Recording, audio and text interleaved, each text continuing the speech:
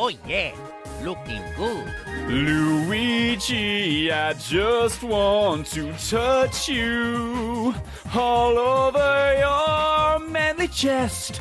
Want to bury my face in your breast. Luigi, you're so freaking sexy, and you've got me in a trance, so Bowser doesn't stand a chance. Go save the day.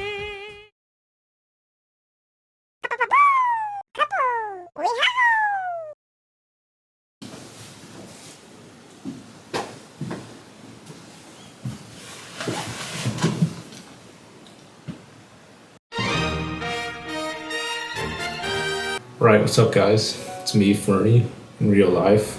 As you can probably tell by these clothes that I'm wearing and the props I have set up, I'm a big fan of Nintendo.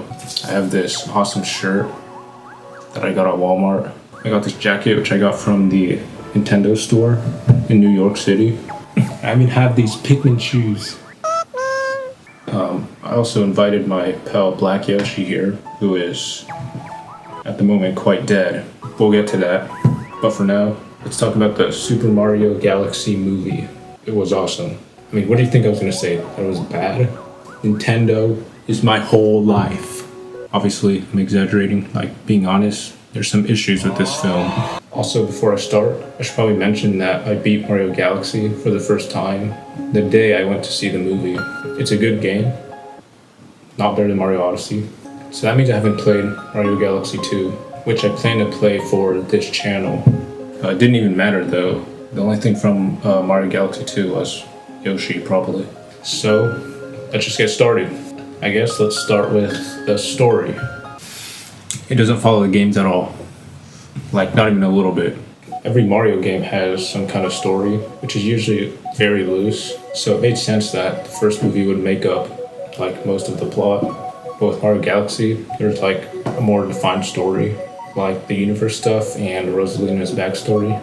That stuff is nowhere to be seen in this movie, but I guess it's because it follows suit of the first one. And being honest, I think that's okay. I mean, a little disappointing, but it's fine. It's a movie for kids, like little baby fetuses. They're not gonna include a dead mother in the movie. I mean, other kids' movies have had heavier themes like, I don't know, like Coco, but Nintendo's kind of like that. They don't want Mario to have any stuff that would make kids like sad, like death. So whatever, it's fine. But it still tries to have a little emotion, like at the end when Peach, also spoilers again, but at the end when Peach and Rosalina unite because they're sisters, it's supposed to be a super grand moment that makes all the little fetuses in the theater cry. But it's not really emotional because they've never interacted before except for like a 10-second clip on some barren planet. And then, oh no, Bowser or whoever was there try to take it over or something. And Rosalina has to send Peach away. So very sad, even though she's a baby and she's not gonna remember anything. Oh yeah, she's a baby the whole time, so she doesn't really care. The only one affected is Rosalina, but she seems fine. She's reading stories about Peach instead of, I don't know, maybe visiting her. She clearly knows where she lives up too, because how else would she write the book? I guess it's good for her to finally find out where she comes from, even though she came from nowhere. The other thing that's whack is that Rosalina's barely in the movie. She has a cool scene at the beginning, fighting some robot thing. Then she gets kidnapped so she can power some very large weapon that can destroy the universe or something. Right, cool. And then she gets stuck in a jar and gets her powers drained, like Santa in Red One. What? And she stays there until the very end of the movie. Also, there's barely any galaxies from Mario Galaxy. There's only like two, which is Gateway Galaxy and Space Junk Galaxy, I think. Oh yeah, and the Beast. That's it. Out of both games, all the galaxy they could have included, and they just choose 3 or 2. They didn't even have that weird piranha plant dino thing, which I think is the first galaxy in the game. Mario doesn't even turn into a bee in this movie. He doesn't use any of the power-ups from the game either, except for one. So no Boo, no Ice Flower, and no Spring. Come on, man, no Spring. Also, the pacing, it's just like the first movie. It's like really fast, especially towards the end. Like no character has any time to think or say anything. Just everything happens super quickly. Even when Bowser dies, he immediately comes back as Dry Bowser, which is awesome, but still. Alright, enough negativity.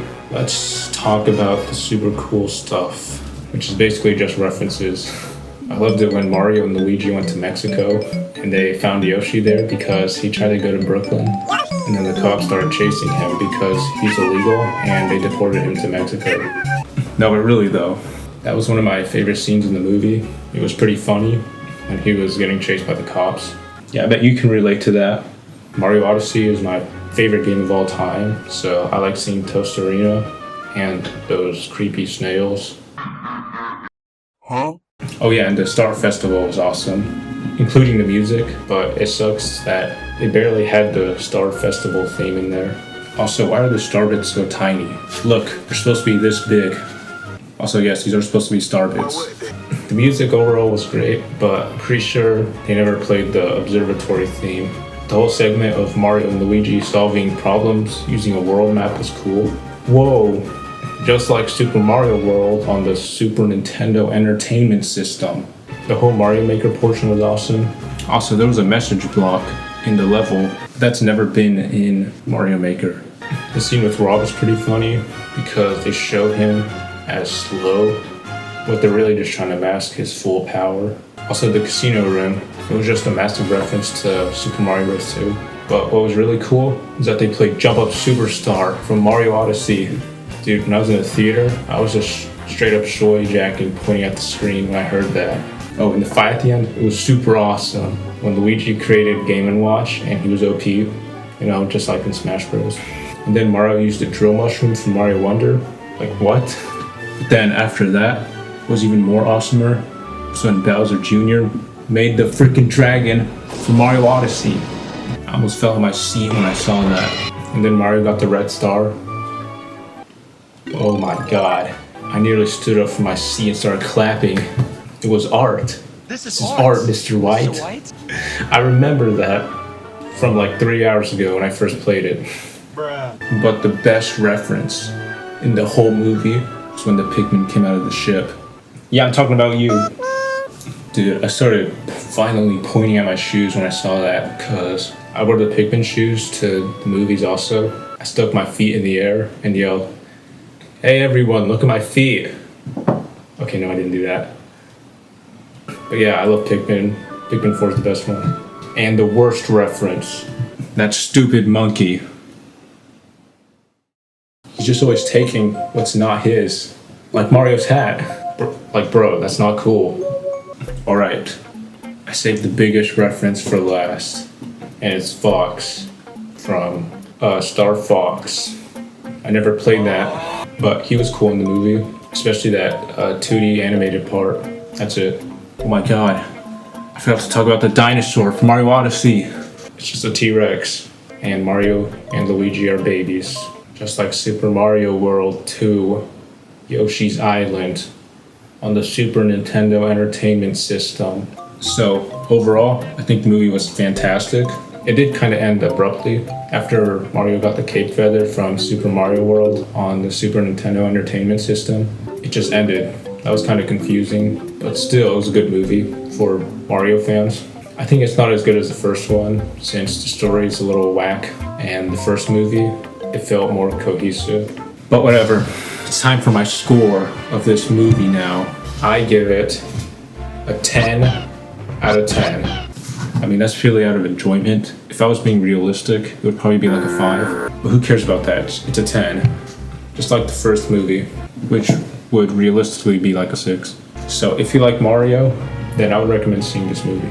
It's pretty fun. I like it. But I held off mentioning one thing. I know I said no more negativity, but it's finally time to explain why Black Yoshi is dead. You see, at the end of the movie, after the credits, something very special happens. Bowser and Bowser Jr. are in prison trying to escape until they're startled by a creepy blue Luma. Hello, kids. Okay, it's not that. After this scene, the boring credits start playing. And if you sit and wait through all of them, past the guy whose last name is Gay, then you will see something very special. A hidden scene. And this scene, this was the scene that led to Black Yoshi's untimely death. You see, he was at the movie theater with me. I watched him lose all will to live right then and there.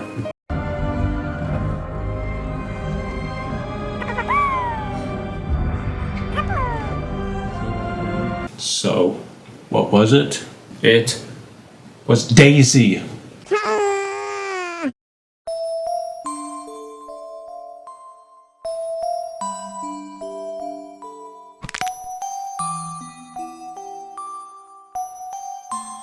No!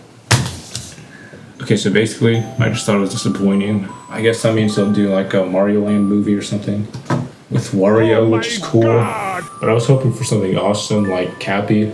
Imagine how much better that would have been. And then they could make a Mario Odyssey movie. So much missed potential.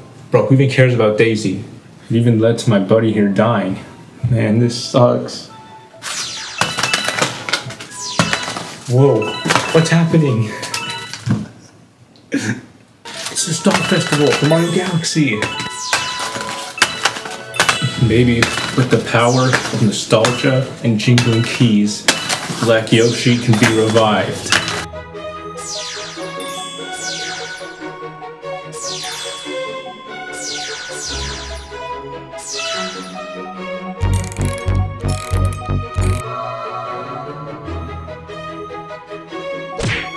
You're alive!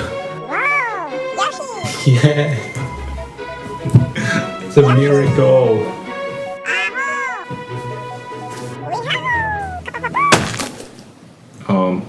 Oops. Anyways, that's it for my review. Thanks for watching. I appreciate it. Make sure to like and subscribe so that Black Yoshi can come back to life. And that's it. Bye. Also, Garden Warfare 2 is next.